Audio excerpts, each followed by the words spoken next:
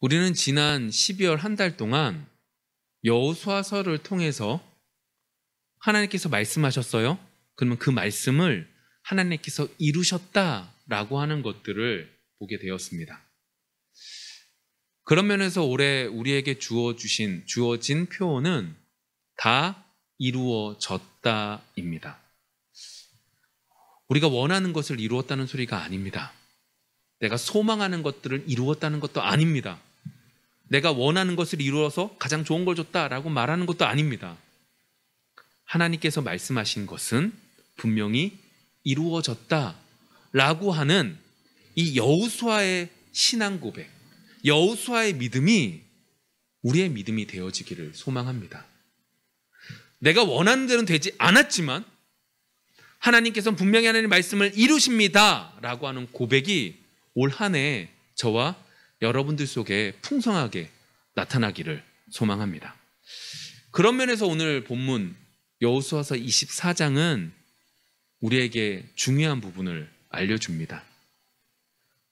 여호수아가 총 24장으로 되어져 있는데 여호수아가 마지막에 두 번 이제 처음에는 리더들을 그리고 두 번째 오늘 성경 본문에서는 이제 모든 백성들을 모아서 말을 하고 있는 고별 설교입니다. 그러니까 죽음 앞에 놓였는데 무슨 이야기를 하겠습니까? 정말로 중요한 이야기를 하지 않겠습니까? 그 말씀들을 통해서 말씀하시면 이루어 주시는 그 하나님 앞에 우리가 어떻게 나가야 되는지 그 부분을 좀 살펴보도록 하겠습니다. 하나님께서 이제 부르시는 시간이 얼마 안 남은 여호수아는 오늘 성경 24장 1절부터 보시면 모든 지파들에게 하나님과 맺은 언약을 갱신하기 위해서 세겜이라고 하는 지역에 모이라고 말을 합니다. 언약을 갱신한다 라고 이야기하면 흔히 갱신이라고 하는 게 이거잖아요. 어떤 계약을 맺었고 그 계약의 시간이 끝난 거예요. 그럼 어떻게 해요? 다음에 이 계약을 유지할지 어떻게 될지 이제 결정하는 거잖아요. 그걸 갱신한다라고 표현하잖아요. 흔히 핸드폰 쓰시면 2년 정도 약정하시고 약정 시간 다 지나면 내가 계속 이 통신사를 통해서 이걸 계속 쓸 건지 아니면 다른 통신사로 갈아탈 것인지 뭐 이런 것들 하는 것처럼 그런 것들은 이제 갱신의 한 부분으로 우리가 생각을 합니다. 그런데 오늘 이야기하고 있는 여호수아가 언약 갱신을 위해서 이스라엘 백성들을 모은 것은 우리가 생각하는 그런 갱신과 조금 다른 부분들이 존재합니다. 이스라엘 백성들이 애굽에서 있다가 광야 생활을 했다가 가나안 땅을 정복하는 그 과정들 속에서 이들의 신앙이 점점 좋아져서 더 큰 것들을 허락해 주시기 위해서 하나님께서 언약을 갱신하신 것이 아니라 이스라엘 백성들이 그 여러 가지 과정들을 통하여 하나님이 하나님 되심을 보셨음에도 불구하고 그들이 잘못된 길로 항상 가다 보니까 이스라엘 백성들에게 여호수아가 죽기 전에 야 너희들 다시 한 번 더 말씀 앞에 바로 서야 돼 라고 하는 것들을 알려주고 다짐시키는 부분들 속에서 이 언약을 갱신하고 있는 모습이 나타나져 있죠. 생각해 보세요. 지금 이스라엘 백성들은 이제 가나안 정복의 시기를 넘어서 정착을 하게 된 거예요. 이제 이곳에 있는 사람들과 아직 남아있는 그 거류민들과 싸워서 쫓아내야 되는 것이고 그 주변에 있는 나라들과 어떠한 관계를 맺어야 되는 그 여러 가지 상황들 속에 놓여 있는 거죠. 안 그래도 지금까지 시시때때로 이스라엘 백성들은요 하나님을 멀리하고 싶어서 멀리했던 사람들이에요. 뭐 이유만 생기면 무조건 어디로 돌아가겠대요? 애굽으로 돌아가겠대요. 먹을 거 없어요. 애굽으로 돌아갈 거예요. 저 사람들이 너무 커 보여요. 애굽으로 돌아갈 거예요. 나 힘들어요. 애굽으로 돌아갈 거예요. 이런 이야기들을 계속했던 이스라엘 백성들에게 조금 전에 말한 것처럼 여호수아는 다시 한 번 더 하나님의 말씀을 상기시키고 있는 거죠. 그래서 여호수아가 오늘 세겜 땅에 모이게 한 거예요. 또 한 가지 더 생각이 나는 게 뭐냐? 그럼 왜 세겜이냐라고 하는 거예요. 언약을 갱신하기 위해서 왜 세겜이라는 곳에 모였느냐라고 하는 거죠. 장소 많잖아요.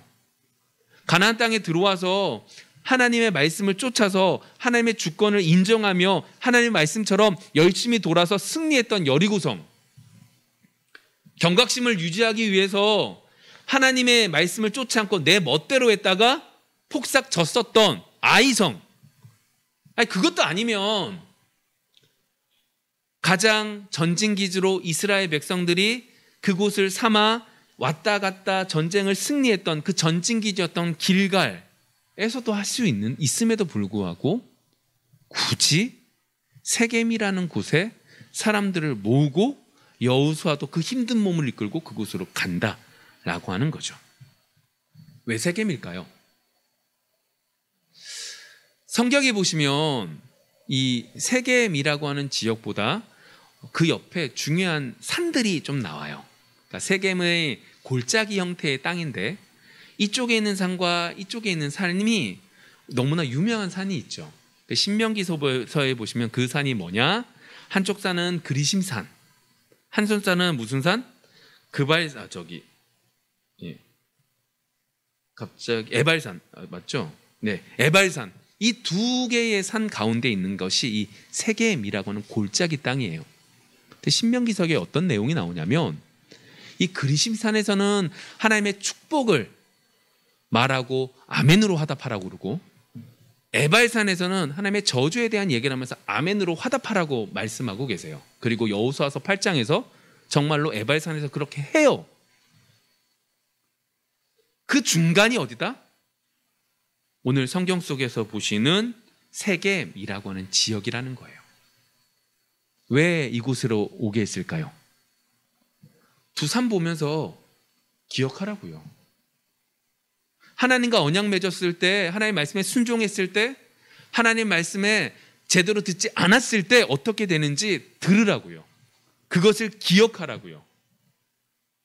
여호수아는 지금 계속해서 반복해서 이야기를 하고 있는 거예요.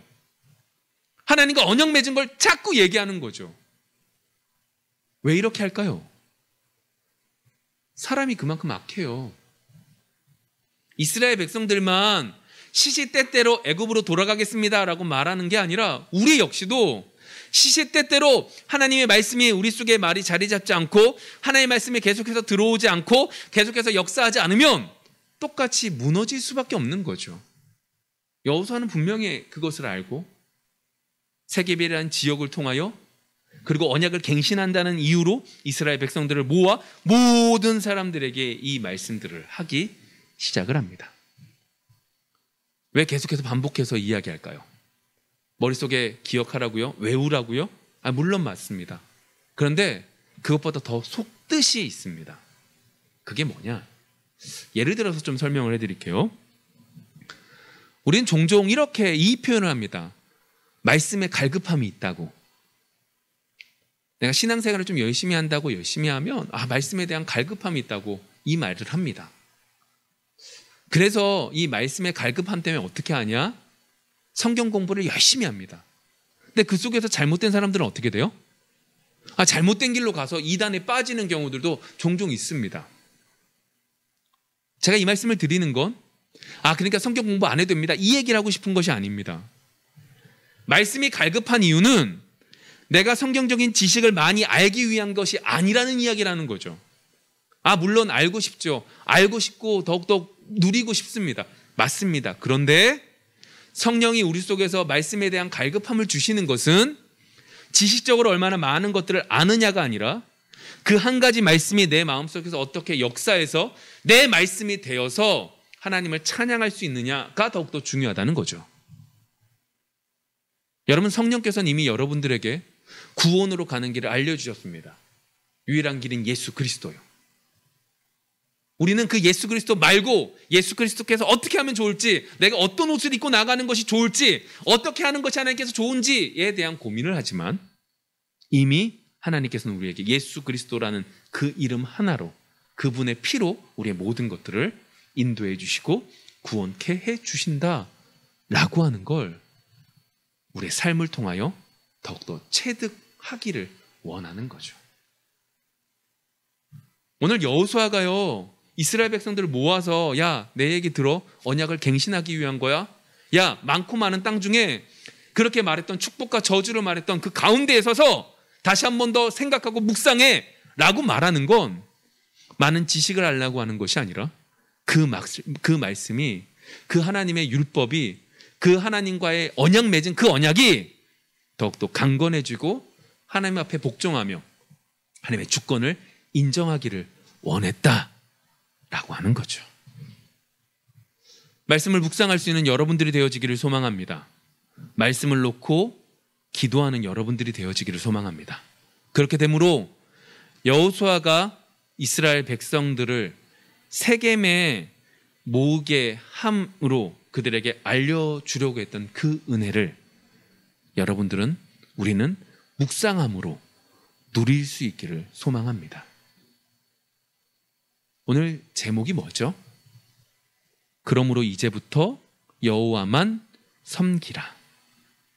이 말씀은요, 여러분들이 읽으셨던 14절 앞부분과 맨 뒤에 있는 끝부분을 합친 겁니다. 여러분, 왜 죽음 앞에 놓여있는 여호수아가 이제부터 여호와만 섬기라고 할까요? 죽음 앞에서 그 힘든 몸을 이끌고 그곳까지 가서 왜 여호와만 섬기라고 할까요? 오늘 들은 이 말씀을 바탕으로 이번 한 주 묵상하기를 소망합니다. 당연히 하나님만 섬겨야지, 단순한 생각하지 마십시오. 단순하게 그냥 단번에 단순한 결론을 내지 마십시오. 그 말씀을 곱씹고 곱씹고 곱씹어서 이 당연한 하나님을 섬기는 게 맞는 이 당연함이, 이 당연함 속에 얼마나 많은 은혜가 있는지 여러분들 걸로 만들어가는 여러분들이 되어지기를 소망합니다. 그것이 올해 우리가 정한 다 이루어졌다, 하나님 말씀이 다 이루어졌다라고 하는 것이 여러분들 것이 될 수 있는 거죠. 왜 하나님이 여호와만 섬기라고 했을까? 왜 여호수아가 죽음 앞에서 그렇게 이스라엘 백성들에게 정말로 그렇게 피 끊는 얘기를 했을까?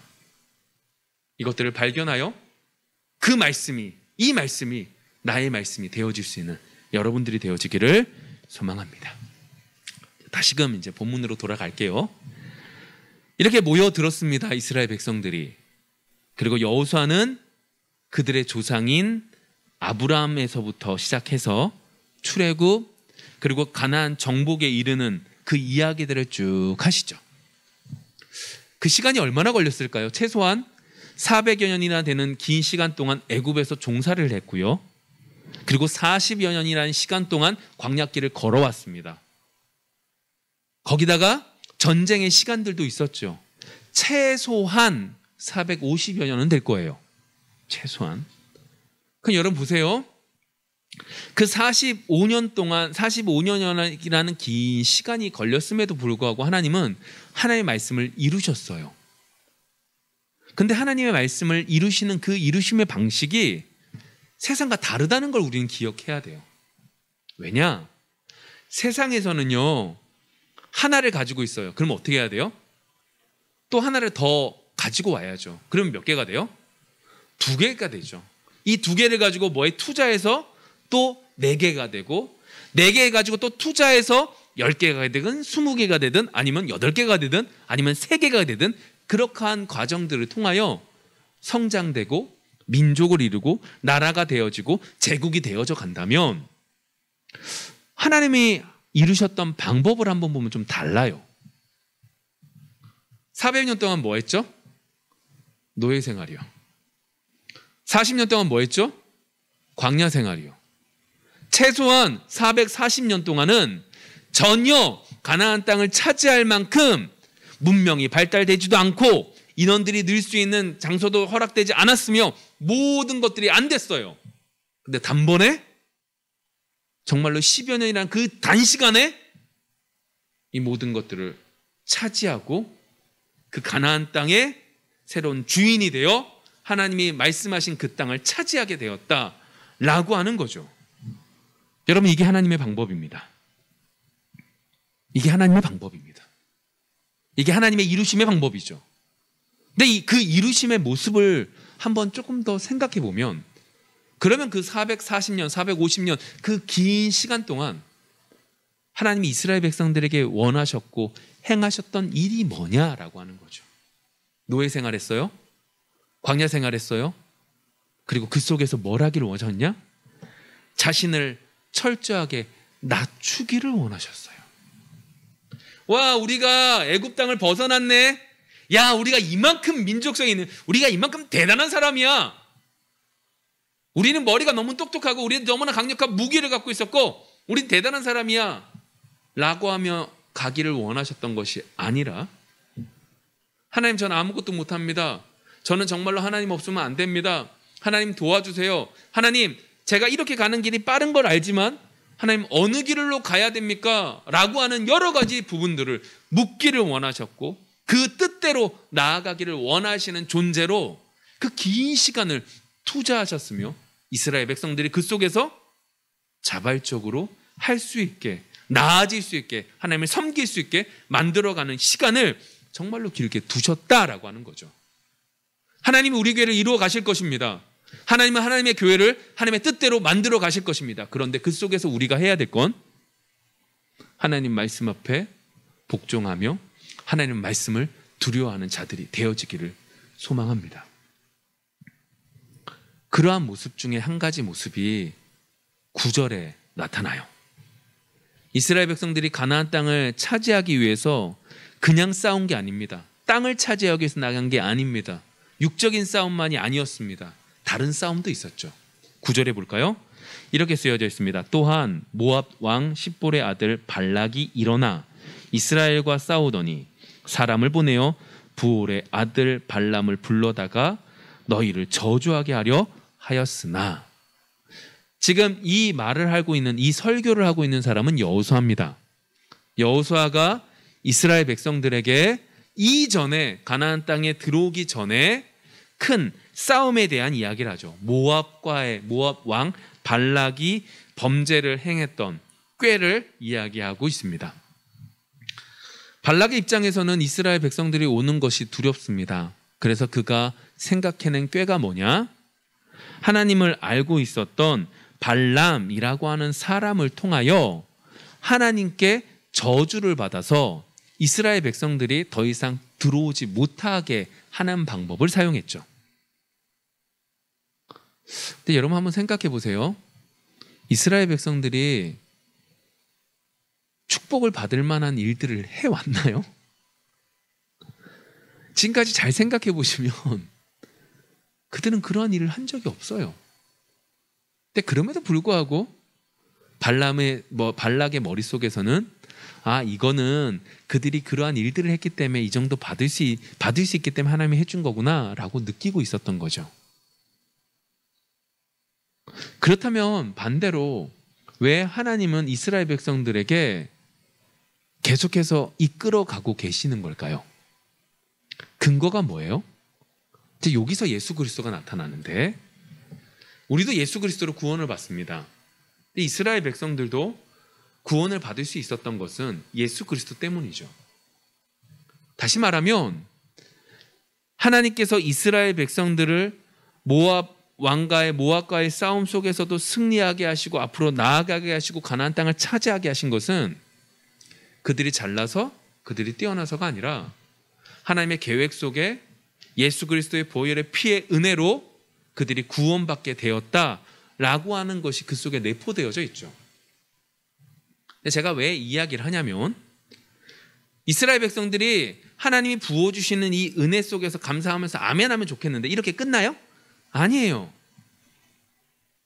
하나님께서 이 발람이라고 하는 선지자의 입을 통하여 이스라엘 백성들을 축복하다 보니까 또 다른 꾀를 하나 낸 것이 뭐냐? 모압 여인을 통하여 이스라엘 백성들을 문란하게 만들어 저주받게 만들기를 원했죠. 그리고 그 뜻이 이루어져요. 하나님이 어떻게 하시죠? 진노하십니다. 그리고 연병을 보내요. 어떻게 해요? 24,000명이 죽여버리시죠.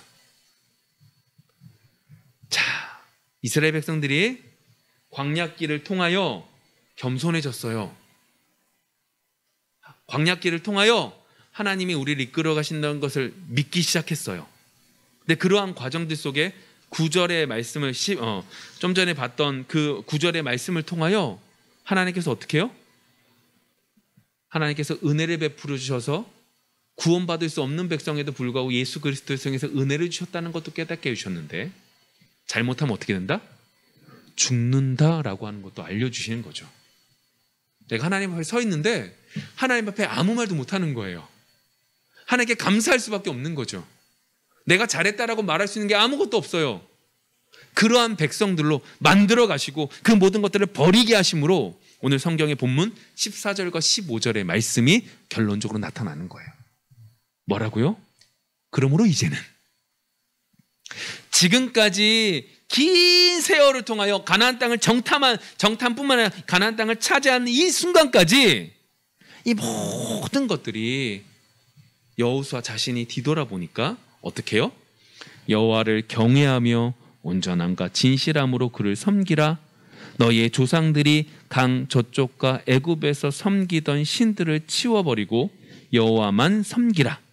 만일 여호와를 섬기는 것이 너희에게 좋지 않게 보이거든 너희 조상들이 강 저쪽에서 섬기던 신들이든지 또는 너희가 거주하는 땅에 있는 아모리 족속의 신들이든지 너희가 섬길 자를 오늘 택하라. 오직 나와 내 집은 여호와를 섬기겠노라 하니. 역사를 통하여 하나님이 만들어 가신 것을 여호수아가 얘기해요. 그러면서 이 말을 하는 거죠. 야, 그러니까 너희들 다른 신들 다 버리고 하나님만 섬겨. 지금까지 인도해 주셨고 역사해 주셨고 우리가 잘난 게 하나도 없고 하나님 앞에 잠잠할 수밖에 없었으니까 이제부터 하나님만 섬겨. 나는 하나님만 섬길 거야. 너희들도 결단해! 라고 이야기하죠. 네, 여러분들 이 얘기를 그냥 단순하게 이제 우리가 선택할 수 있구나의 의미는 분명히 아닌 거 아시죠? 이 얘기예요. 너희들 다른 거 섬기면 돼? 안 돼? 안 돼. 야, 너희들 하나님의 백성은 두 가지를 함께 섬길 수 없어. 하나님만 섬겨야 돼. 이 이야기를 하고 있는 거죠. 여러분, 사람 가운데 정말로 좋은 축복 중에 하나가 뭐냐면 스스로 선택할 수 있다는 거예요. 근데 그 선택 속에선 아까 좀 전에 얘기한 것처럼 한 가지를 버려야 되죠. 내가 이것을 선택했기 때문에 이거는 버려야 되는 거예요. 그것을 사람이 할 수 있는 거죠. 너무나 좋은 축복이에요. 근데 이 귀한 축복이 때때로 잘못되어지는 경우가 있죠. 우리 아담과 하와를 한번 생각해 보시겠습니까? 아담과 하와에게 하나님이 이렇게 말씀하세요. 선악과 따먹지 말라고. 근데 뱀이 아담과 하와를 어떻게 해요? 따먹으라고 유혹하죠. 만일에 아담과 하와가 하나님의 말씀에 순종할 것을 선택했다면 그 유혹 물리칠 수 있었을 거예요. 근데 그들은요, 하나님 말씀에 불순종하는 것을 선택하죠. 그리고 그 죄가 인간에게 모두 다 들어오게 되죠. 에서를 한번 생각해 보실래요? 에서가 사냥을 하고 돌아옵니다. 배가 너무너무 고파요. 근데 자신의 동생 야곱이 팥죽을 쓰고 있네요. 팥죽을 달라고 합니다. 동생 야곱이 얘기하죠. 야, 이거 줄 테니까 장자권이랑 바꾸자. 에서는 선택합니다. 눈앞에 보이는 내가 지금 살 수 있는 것을 선택하죠. 내가 죽으면 그게 무슨 소용이야? 라고 이야기하죠. 그리고 그것을 선택합니다. 결국 야곱이 하나님의 귀한 영적인 혈통을 계승하는 자로 나아가게 되죠. 여러분, 우리는 선택의 연속 속에 살아가고 있습니다. 올 한 해도 우리는 선택할 것입니다. 무엇이 옳은지 무엇이 그런지 우리는 모릅니다. 내가 이렇게 하는 것이 좋은지 저렇게 하는 것이 우리는 모릅니다. 그런데 분명한 것 한 가지가 있죠. 하나님은 맞습니다. 우리의 선택의 정답은 내가 하나님을 올바로 섬기려고 몸부림치는 것이라는 건 분명한 사실이라는 거죠. 결론이 이게 좋았는지 모르지만 하나님은 정답이시기 때문에 하나님을 올바로 섬기려고 몸부림치는 그것이 우리에게 있어서 정답을 알아갈 수 있는 귀한 길이 된다는 거죠. 올해 많은 선택들 속에서 하나님을 올바로 섬기는 것을 선택할 수 있는 여러분들이 되어지기를 소망합니다. 그러기 위해선 말씀이 두려워지셔야 되고 말씀이 여러분들 마음속에, 여러분들의 삶 속에 언제나 같이 있으셔야 됩니다. 그런 면에서 말씀을 묵상하십시오. 아까 전에 말씀드린 것처럼 오늘 우리에게 주어진 그러므로 이제부터 여호와만 섬기겠습니다 라고 말하는 것이 왜 이 말을 여호수아가 하고 있는지 이번 한 주 생각하고 묵상하십시오. 그러면 그 속에서 더 큰 은혜를 내려주실 줄 믿습니다. 그런데 오늘 말씀을 보시면 그러한 것 속에서 딱 끝나면 감사한데 갈수록 이상한 소리를 하세요. 19절 말씀 이렇게 되어져 있습니다. 여호수아가 백성에게 이르되 너희가 여호와를 능히 섬기지 못할 것은 그는 거룩하신 하나님이요 질투하시는 하나님이시니 너희의 잘못과 죄들을 사하지 아니하실 것임이라. 자, 우리 지금까지 했던 이야기들을 잘 생각해 보시면 여호수아가 이스라엘 백성들에게 피 끓는 이야기로 뭐 하라는 거예요? 하나님만 제대로 섬기라고 지금까지 계속 얘기한 거예요.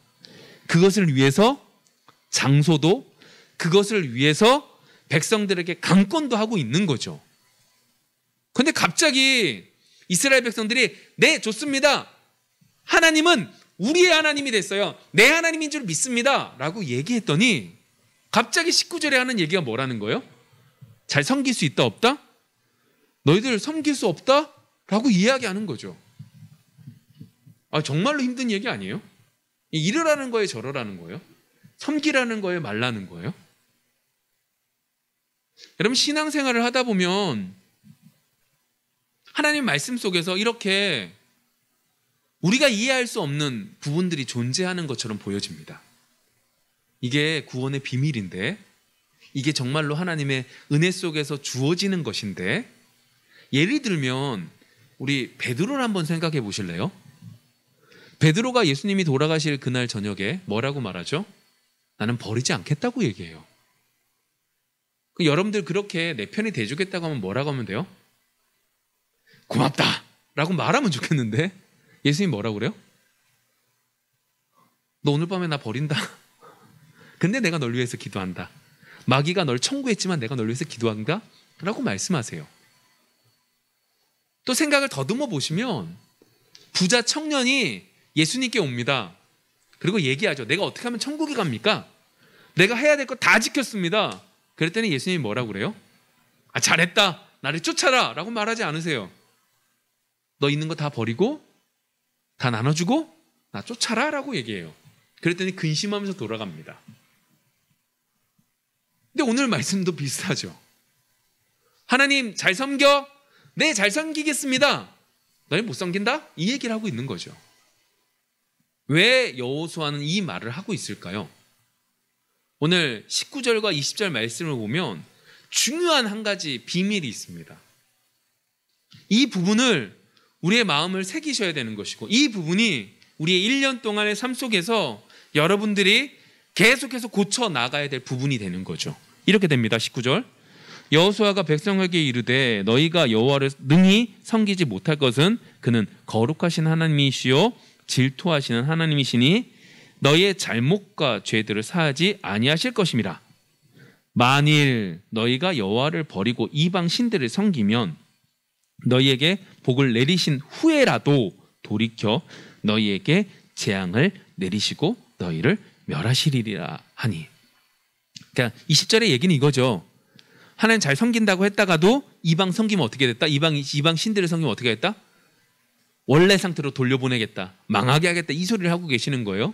근데 그 이유가 뭐냐라고 말할 때 중요한 얘기가 나와요. 하나님을 뭐라고 말하냐? 거룩하신 하나님이요 또 질투하는 하나님이라고 말하는 거예요. 여러분, 이 부분 속에 비밀이 한 가지가 있는데 이게 뭐냐면 여러분들이 하나님을 섬기는 이유는 보답하기 위한 게 아니라는 거예요.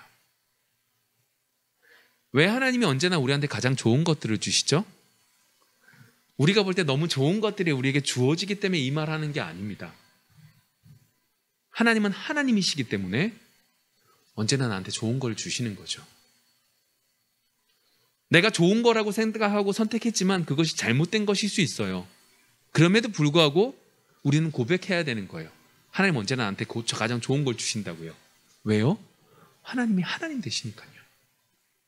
근데 우리는, 특별히 이스라엘 백성들은 왜 이들이 하나님은 우리의 하나님입니다 라고 고백할 수 있었을까요? 지금 이스라엘 백성들은 가나안 땅을 차지했거든요. 정말로 불가능했던 땅이에요. 나에게 전투 능력이 있었던 것도 아니에요. 노예 생활, 광야 생활, 문명은 발달하지도 않았어요. 근데 이 땅들을 내가 지금 차지했어요, 우리가. 왜요? 하나님이 도와주셨거든요. 근데 여호수아가 죽으면서 마지막 애끓는 마음으로 설교하는 내용이 여호와만 섬기래요. 여러분, 섬길 수 있겠어요, 없겠어요? 당연히 있죠. 나한테 이만한 많은 것들을 주셨는데 당연히 섬겨야죠. 이만큼 많은 은혜를 주셨는데 당연히 섬겨야죠. 왜요? 보답의 차원으로요. 하나님이 나한테 이만큼 줬으니까 내가 하나님을 이만큼 드리는 거, 이만큼 드리는 게 당연한 거죠. 그 말로 이스라엘 백성들이 얘기한 거예요. 우리 하나님이 될 겁니다. 그래서 여호수아는 이 말을 하는 거예요. 아니라고. 하나님은 그렇게 섬기는 게 아니라고. 하나님은 하나님이시기 때문에 하나님을 섬기는 거라고. 하나님은 하나님이시기 때문에 언제나 우리한테 가장 좋은 것들을 주신다고. 내가 생각해 좋든 나쁘든. 아니, 하나님은 하나님이시기 때문에 가장 좋은 것들을 우리에게 주신다고.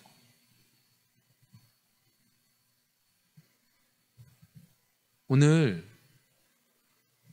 여호수아는 이스라엘 백성들에게 깨닫기를 원한 거예요. 하나님이시기 때문에 가장 좋은 걸 주시기 때문에 뭐라고요? 하나님만 섬겨야 된다고.